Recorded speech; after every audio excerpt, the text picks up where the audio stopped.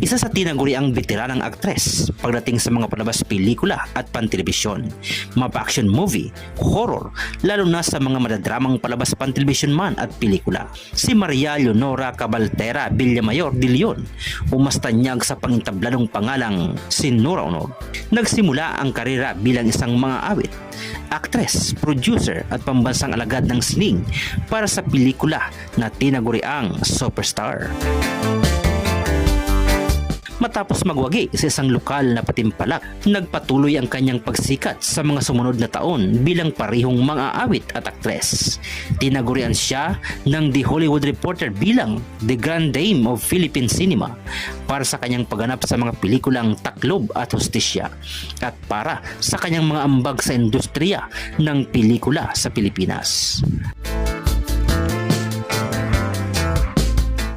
Dahil sa galing at